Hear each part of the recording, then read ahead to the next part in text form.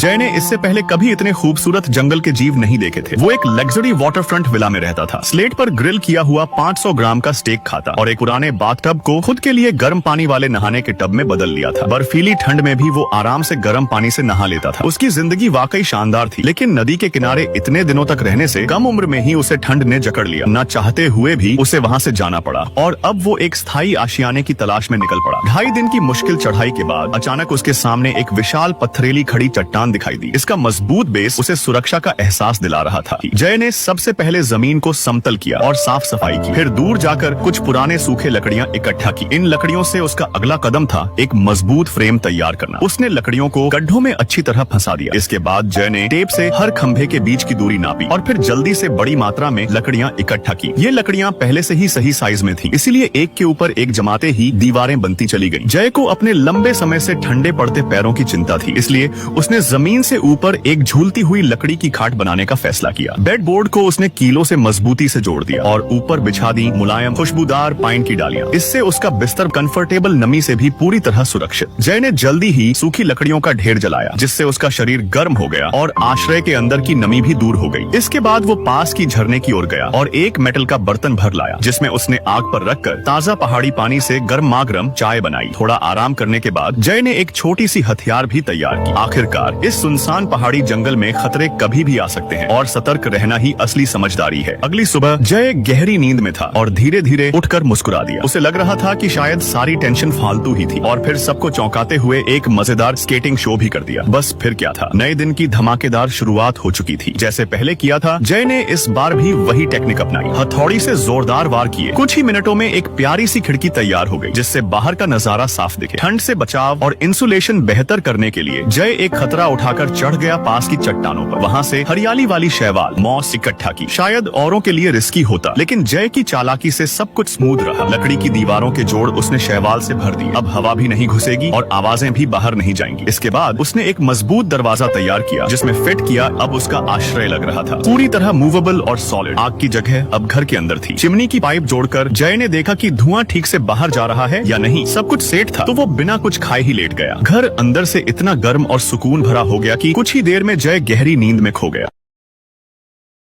रात में नींद न आए तो इस बर्फीले कैंपिंग का नजारा देखो, जादू सा लगेगा। गारंटी है इसके बाद मीठी नींद आएगी। तो चलो आज की सोने से पहले वाली कहानी शुरू करते हैं। 84 डिग्री की तेज गर्मी से बचने के लिए जिमी बिना झिझक ठंडी उत्तरी दिशा में निकल पड़ा। ठंडक पाने के लिए यह सचमुच बेहतरीन फैसला था, लेकिन भारी बर्फबारी के कारण उसकी चलने की रफ्तार काफी धीमी हो गई। उसने पास की एक सुरक्षित जगह चुनी और अपने बैग व सामान को हवा में लटका दिया, ताकि ध्रुवीय भालू उन्हें चुरा न ले। इसके बाद उसने जमीन पर जमी बर्फ को साफ करना शुरू किया। सुदूर उत्तर में साल भर बर्फ और बर्फानी परत रहती है, इसलिए यह काम बेहद मुश्किल था। खुशकिस्मती से जिमी को आउटडोर कैंपिंग का खूब अनुभव था। साफ की गई जगह भले ही बड़ी नहीं थी, लेकिन एक व्यक्ति के लिए पर्याप्त थी। उसने प्लास्टिक रैप का इस्तेमाल कर बड़ी सावधानी से पूरी जगह को कवर करना शुरू किया। इस प्लास्टिक की परत मजबूत और सर्दी से बचाने वाली थी। जल्द ही जिमी ने पूरा छत ढक दिया। चारों ओर की दीवारों को भी प्लास्टिक रैप से ढक दिया गया। 4 मजबूत पेड़ों ने सपोर्ट फ्रेम की तरह काम किया, लेकिन जिमी का शरीर तेजी से ठंडा हो रहा था, इसलिए उसे धीरे धीरे शरीर की गर्मी बढ़ाने के लिए एक अलाव जलाना पड़ा। बर्फबारी कोई बुरी चीज नहीं थी। फायदा यह था कि उससे पानी का असीमित स्रोत मिल सकता था। उसने इस मौके का इस्तेमाल गर्म पानी का बर्तन उबालने में किया। पानी उबलते समय उसकी नजर पास की एक शाख पर पड़ी, जिस पर मीठे फल लगे थे। ये कठोर जीवन में मिठास का स्वाद जोड़ सकते थे। हाथ में गर्म पानी का कप पकड़ना उसके लिए सबसे सुकून भरा पल था। कुछ देर आराम करने के बाद उसने देखा कि आश्रय में दरवाजे की जगह बनाई ही नहीं गई थी। जिमी ने प्लास्टिक रैप में एक गड्ढा काटकर दरवाजे का काम पूरा किया। फिर वह आश्रय में वापस आया और आसपास की बर्फ को साफ करने लगा। रात की ठंडी हवा को अंदर आने से रोकने के लिए जिमी ने बर्फ के नीचे छिपे पत्थर निकाले। इन पत्थरों को आश्रय के निचले हिस्से में जमा कर ठंडी हवा का हमला रोका। इसके बाद वह बर्फ से ढके जंगल में गया और बहुत सी सीधी लकड़ियां चुन लाया। इनमें से एक हिस्से से उसने रात में आराम के लिए एक लकड़ी का बिस्तर बनाया और बाकी हिस्सों में छेद करके उन्हें मजबूती से फिट कर दिया। आश्रय का दरवाजे का फ्रेम अब तैयार हो चुका था। बाहर की कड़कड़ाती ठंडी हवा को रोकने के लिए उसने प्लास्टिक रैप की एक मोटी परत दरवाजे पर पर चढ़ा दी और अपने पुराने भूले बिसरे अलाव को बाहर निकाला। उसने बड़ी कुशलता से धुएं की निकासी पाइप को लगाया। काम पूरा करने के बाद वह सूखी लकड़ियां काटने के लिए जैसे ही कमरे का तापमान धीरे धीरे गर्म होने लगा, जिमी ने पेड़ पर लटके अपने बैग को उतारा। अलाव रात भर जलता रहे, इसके लिए उसने अतिरिक्त ईंधन भी पहले से तैयार कर लिया था। आश्रय में लौटकर उसने आराम के लिए गद्दा बिछा दिया और रात के खाने की तैयारी शुरू की। बाहर भारी बर्फबारी और ठंडी हवाओं का शोर था, पर अंदर माहौल वसंत जैसा गर्म और सुकून भरा था। जब सारे सामग्री बर्तन में डाल दिए गए, तब तक बाहर का आसमान गहरा नीला हो चुका था, इसलिए जिमी ने हल्की कैंपिंग लाइट जला दी। फिर उसने अपना अकेला लेकिन स्वादिष्ट रात का खाना बड़े मजे से खाया। खाने के बाद उसने अपना स्लीपिंग बैग फैलाया। धीरे धीरे नींद आने लगी और आंखें बंद होते ही वह चैन की नींद सो गया।